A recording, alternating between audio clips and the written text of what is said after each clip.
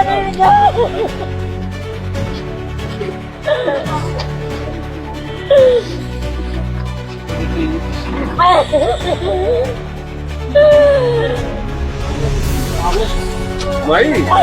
बैठो।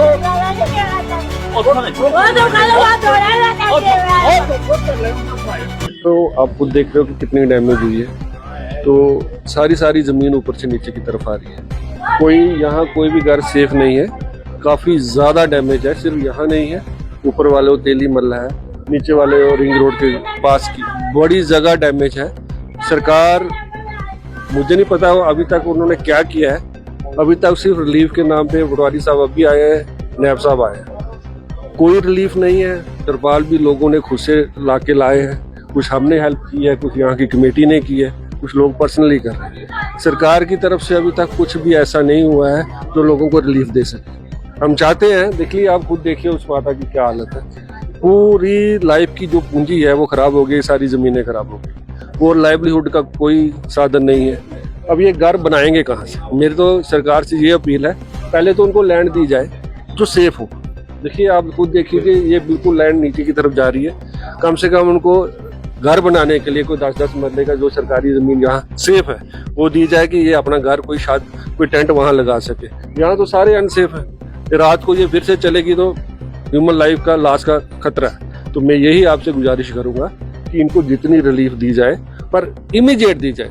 अगर इतना लंबा अभी फिर से बारिश आने का आसार है, आप देख रहे हैं, अगर ये रिलीफ इनको लेट मिल रही है तो इनको क्या फायदा? सर लगभग 40 से 50 घर है। बिल्कुल, घर तो नुकसान पे है। इनकी जमीनें देखिए 60-60 कनाल कई 100 कनाल जगह 20-20 फुट बैठ गई है। तो वो उसका हम करेंगे क्या जब तक इनको प्रॉपर मुआवजा नहीं दिया जाएगा। और सरकार अगर ये नामात्र कोई खाना पूर्ति करके जाना चाहती है, उससे इनका मसला हल नहीं होगा। ये पूरी लाइफ की इनकी जो पूंजी थी वो सारी खत्म हो गई है। मैं चाहता हूँ पहले तो इनको रहने के लिए जगह दी जाए, वो सेफ हो। सरकारी जगह जो है यहाँ सेफ है, वो इनको पहले इनको जगह अलॉट की जाए, फिर उसके बाद बाकी रिलीफ का काम किया। सर बताइए, खुल जाएंगे हमें निकाल देंगे? देखिए ये टेम्परेरी मेजर्स जो है वो 2-4 दिन के लिए हो सकते हैं, पर लॉन्ग रन के लिए ये टेम्परेरी मेजर्स नहीं है कि यहाँ पानी खड़ा है तो यहाँ से चले जाएंगे। ये सारी जमीन नीचे जा रही है।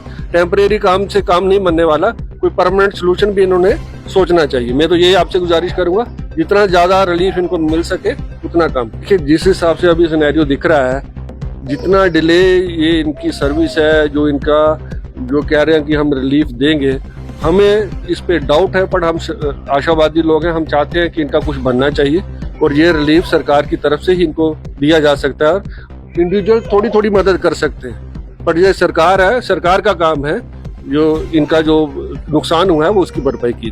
देखिए आप पूरा टूर आपने भी कवर किया है, एमपी साहब आए, उन्होंने सारा देखा कि कहाँ कहाँ नुकसान हुआ है लोगों के घरों का, जमीनों का। आश्वासन उन्होंने दिया है कि जो भी नुकसान हुआ है कुछ वो डीसी से कह के कुछ अपने सीडीएफ से मदद करेंगे लोगों की। और दूसरा जो एनएचआई ने यहाँ अपनी मर्जी से कटिंग की है, कहीं कन्वर्टों को कोई प्रोटेक्शन नहीं दी है, उससे लोगों का बड़ा ज़्यादा नुकसान हुआ है। वो कह रहे हैं कि वो एनएचआई के कुछ मेंबर भी हैं, उनको आश्वासन मिला है कि एनएचआई ने जितने भी डैमेज एनएचआई की वजह से हुआ है वो सारा काम वो एनएचआई से करवाएंगे। और गांव को उन्होंने आश्वस्त किया है कि हम जहाँ जिनकी ज़मीनें होंगी वो ज़मीनें भी दी जाएंगी और बाकी जहाँ जहाँ जिसका कंपनसेशन बनता होगा वो भी दिलाएंगे। देखिए जहाँ जहाँ इन्होंने कटिंग किया वहाँ अगर इन्होंने बड़ी जगह पर प्रोटेक्शन नहीं दी है, और जो नाले इन्होंने बनाए हैं, जो सामने अडजॉइनिंग रोड थे वहाँ भी प्रोटेक्शन नहीं दी गई है, उसकी वजह से लोगों को देखिए आप खुद ही देखो कितने पर्सनल नुकसान हुआ है। हम ये चाहते हैं कि एनएचआई को, हमने पहले भी 15 दिन पहले भी टूर करवाया था, सारी लोकल लोग भी थे, गायत्री वाले भी थे, बार कंस्ट्रक्शन वाले भी थे, उन्होंने हमें कहा था कि हम इनको करके देंगे, पर किया नहीं। और बारिश में देखो सारी पुलियां बह गई, इसमें सारा नुकसान एनएचआई इसमें कसूरवार है। हम चाहते हैं वो उनको कंपनसेट करें।